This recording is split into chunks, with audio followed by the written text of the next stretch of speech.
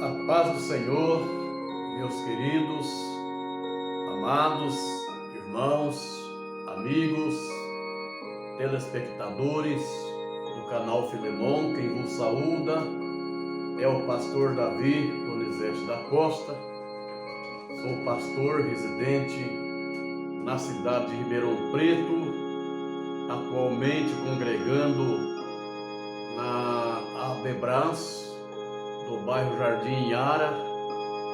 Hoje a igreja está na direção do pastor Manuel Trindade e a pastora Marta. Louvado seja Deus.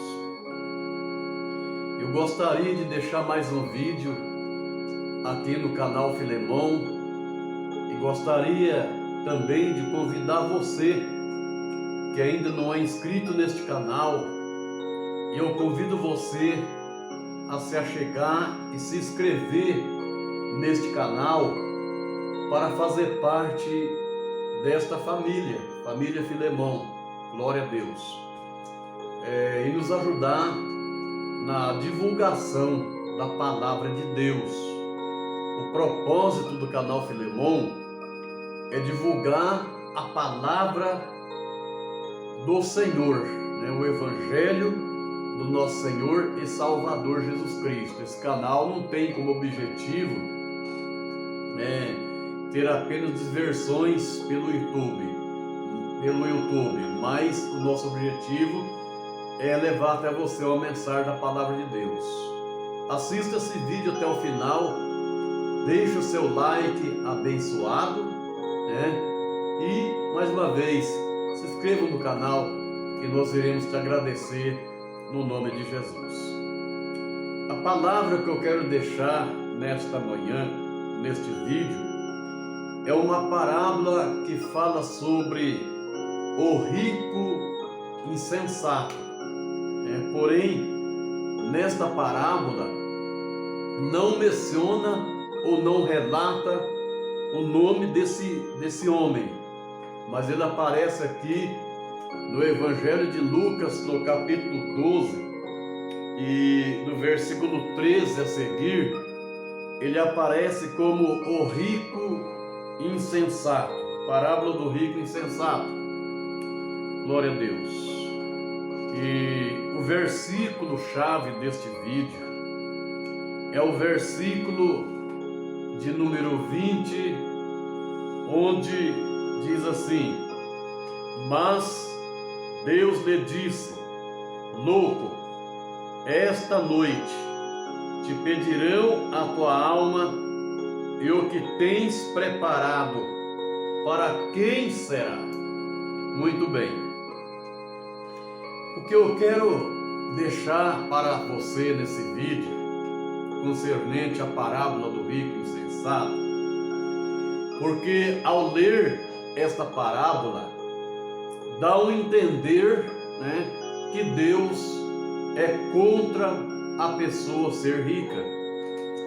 Se você entende dessa forma, eu peço a você que reflita um pouco mais dentro da parábola, tá?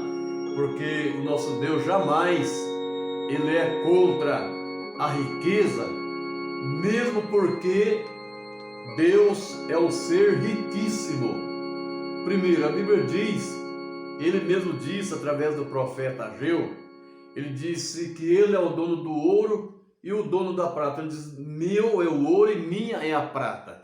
Então ele é riquíssimo, ele é o dono do universo. Então tudo que tem aqui é de Deus.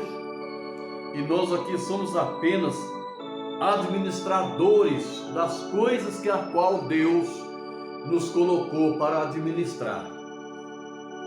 O que eu quero dizer é o seguinte, que quando Jesus pronunciou esta parábola, era grande a multidão que estava acompanhando Jesus. Claro que tinha pessoas entre aquela multidão que acompanhavam ele somente pela curiosidade, outros acompanhavam ele pelo interesse pessoal, outros acompanhavam pela multiplicação dos pães, alguns acompanhavam para ouvir a palavra, outros acompanhavam ele para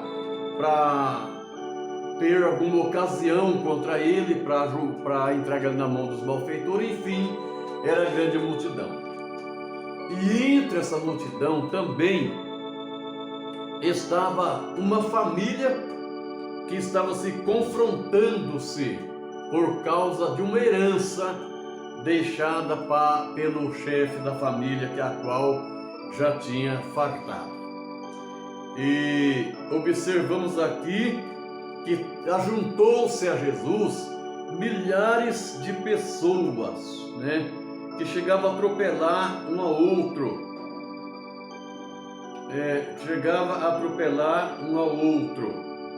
Né? E dentro desta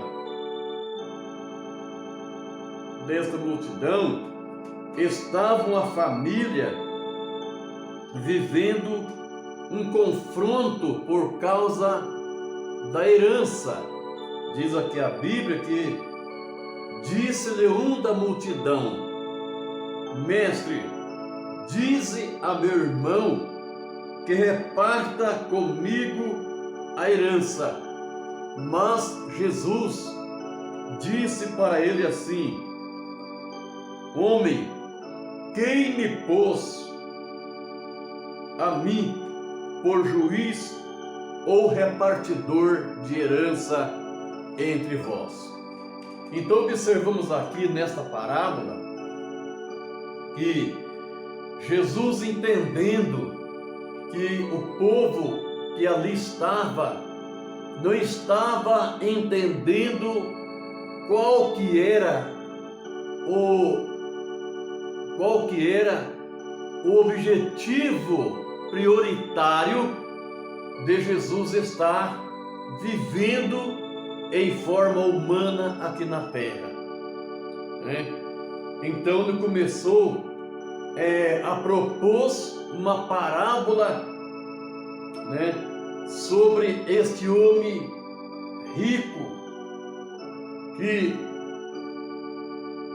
que a qual a sua propriedade, por Deus ter abençoado aquele ano, e aquele ano foi um ano próspero em que Deus mandou a chuva temporã, chuva seródia, e a lavoura daquele homem produziu com abundância. Ele olhava para a lavoura madura já quase na hora da colheita, e ele começava a razoar, a pensar entre si mesmo, dizendo: o que farei? Não tenho onde recolher todos os meus frutos. Este homem, ele se achava um homem autossuficiente, né? E falava consigo mesmo e fazia uma pergunta para si próprio: o que farei? Então, Jesus não é contra a pessoa ser rico, mas Jesus, ele é contra a pessoa confiar somente na riqueza, dar importância, né, exagerada pela riqueza que a qual possui. Observamos aqui que este homem, ele se achava autossuficiente, né?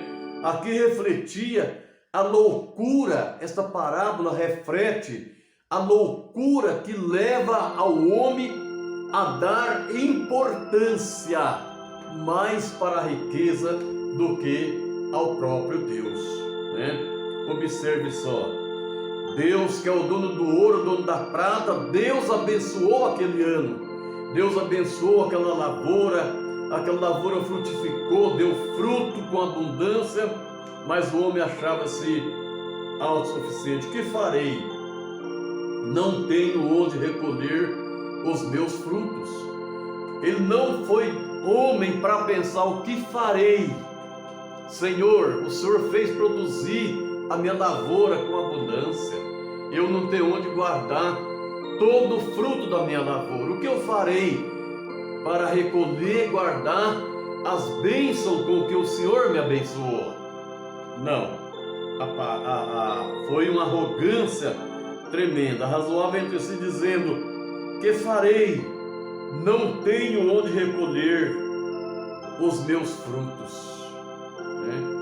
Então veja bem, um segundo ponto que leva a Deus a repreender este homem, aqui no versículo 18, esse homem se achava dono de tudo, e o que ele tem que entender é que ele não era dono de nada, simplesmente ele era administrador de um bem que a qual Deus tinha entregado, proporcionado e entregar nas suas mãos, nas suas responsabilidades.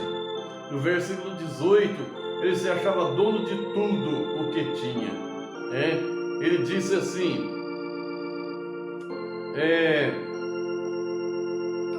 farei isto, derribarei os meus celeiros e edificarei outros maiores, e ali recolherei todas as minhas novidades e os meus bens. Ele não teve humildade, para pronunciar uma palavra de agradecimento, a Deus pela produção, pelo produto, pelos produtos que a qual a sua lavoura tinha produzido. Aí nós observamos aqui, ainda no terceiro item concernente a esta parábola, no versículo 19, ele acreditou nos seus bens. Ele acreditou que os seus bens, que através dos seus bens, ele poderia preparar um futuro para a sua alma.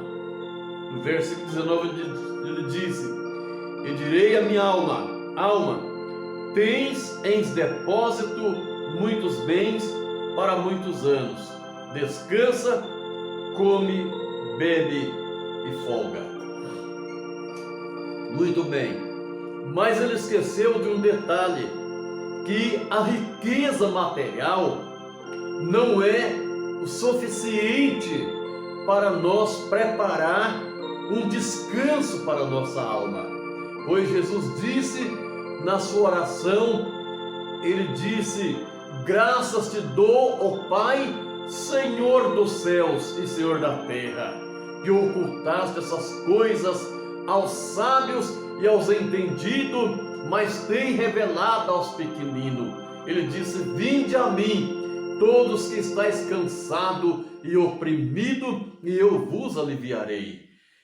O rico insensato, ele não lembrou que para descansar, para descanso, para tranquilidade da nossa alma, é necessário nós entregarmos para Jesus Cristo. É necessário nós, aleluia, descansar em Jesus Cristo, que é o nosso descanso. Aleluia.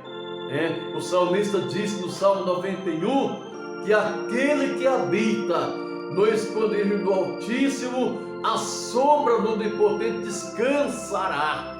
Então, ele que descansa, come, bebe e folga, ele diz para a sua alma.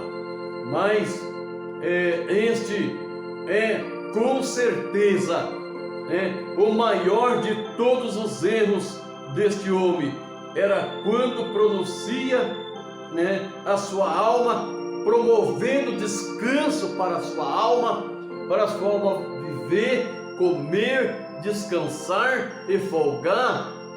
Ele esqueceu que para nós, aleluia, preparar um descanso para a nossa alma é ter uma vida espiritual completa, aleluia, nosso viver. É viver uma vida espiritual com abundância, aleluia.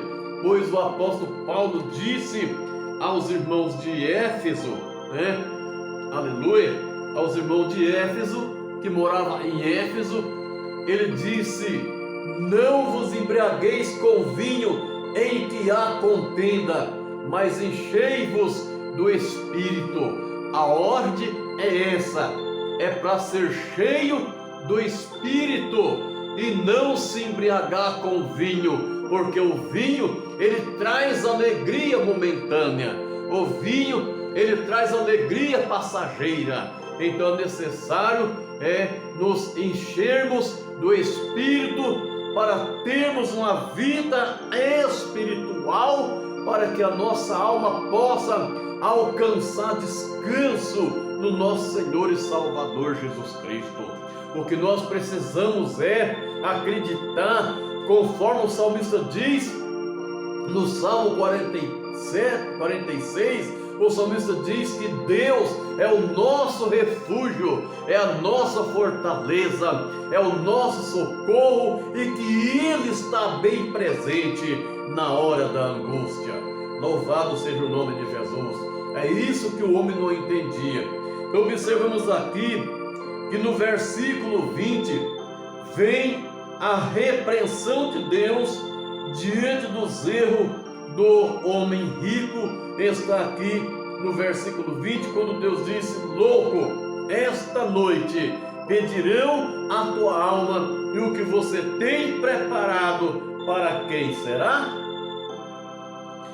E isso significa, no meu entender, que este homem era um homem que não possuía herdeiro familiar para herdar toda a sua riqueza, porque Deus, olhando para ele, Deus disse: louco, e nesta noite pedirão a tua alma, e o que você tem preparado para quem vai ficar? Para quem será o que você tem preparado? Isso dá a entender que se aquele homem naquela noite Deus requeresse o seu fôlego de vida, ele deixasse de viver nesta parábola, ele não ia deixar aquela herdade para ninguém, porque não tinha ninguém para herdar aquela propriedade, de acordo com a repreensão que o nosso Deus trouxe para este homem. Nós observamos que quando vem a repreensão de Deus, Deus disse: louco, esta noite pedirão a tua alma, e o que você tem preparado? Para quem vai ficar o que você tem preparado? O que Deus estava mostrando para este homem através desta repreensão é que o dinheiro não garante o futuro para a nossa alma. A riqueza não garante o futuro para a nossa alma. O que garante o futuro para a nossa alma é ter uma vida cheia do Espírito Santo de Deus nas nossas vidas, ter vida cheia do Espírito. Não vos embriagueis com vinho em que há contenda, mas enchei-vos do Espírito. Amém? Deus abençoe você, em nome de Jesus Cristo.